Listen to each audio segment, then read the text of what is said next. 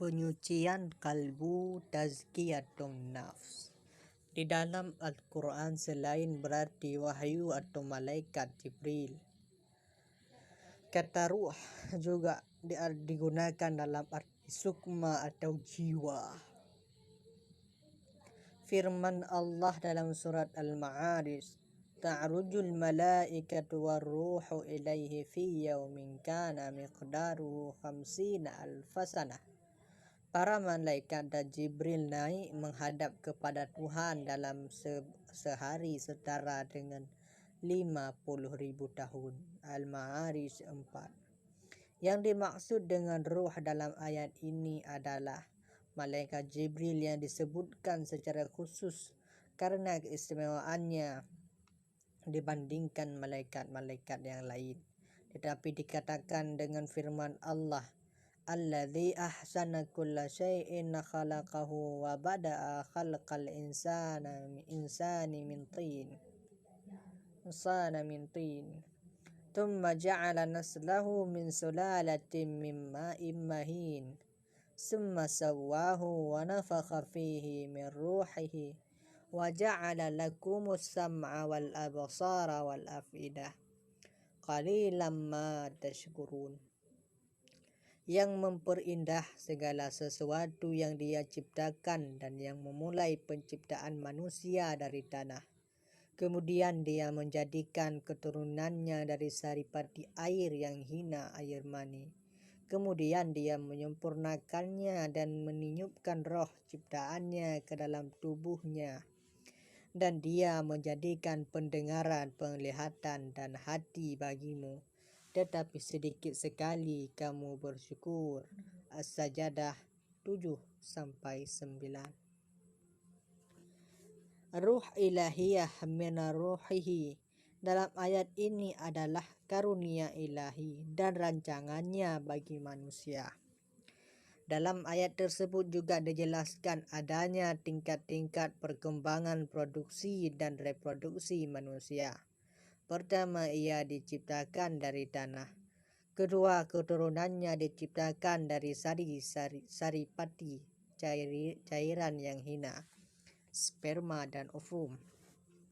Ketiga, bentuknya disempurnakan. Keempat, ke dalam diri manusia itu ditiupkan sesuatu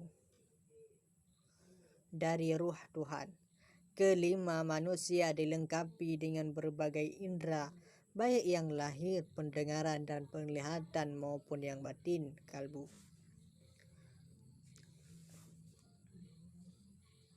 Sampai dengan tahap ketiga itu, makhluk manusia masih baru mencapai tingkat kemakhlukan binatang. Dan setelah tahap keempat, manusia menjadi lebih tinggi daripada binatang karena memiliki unsur sebagai makhluk keruhanian atau spiritual, tidak semata-mata makhluk jasmani atau biologis saja.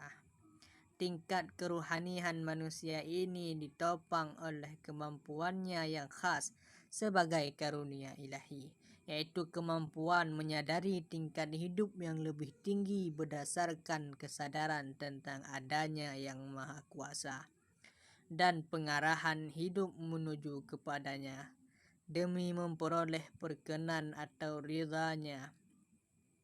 Bahkan pendengaran dan penglihatan manusia pun mempunyai makna dan fungsi yang lebih tinggi daripada yang ada pada binatang.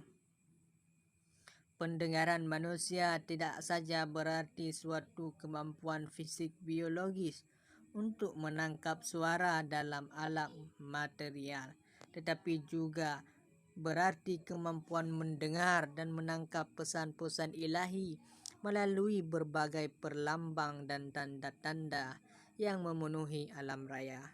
Dan penglihatan berarti selain kemampuan visual menangkap bentuk atau gerak benda dalam alam material, juga berarti sesuai dengan fitrahnya sebagai keadaan suci primordialnya.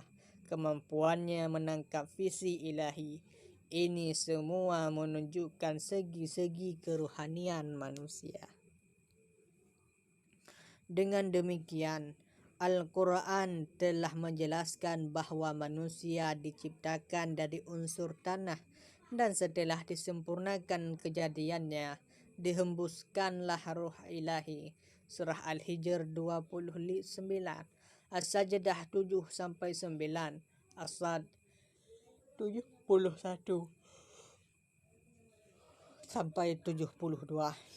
Dari sini jelas bahwa manusia merupakan kesatuan dua unsur pokok, rohani dan jasmani, atau jiwa dan raga, yang tidak bisa dipisahkan satu dengan lainnya.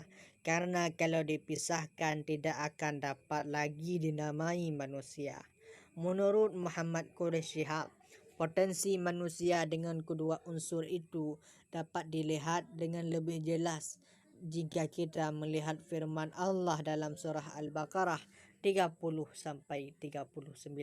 Dalam ayat itu dijelaskan bahwa sebelum kejadian Adam, Allah telah merencanakan agar manusia memikul tanggung jawab kekhalifahan di bumi.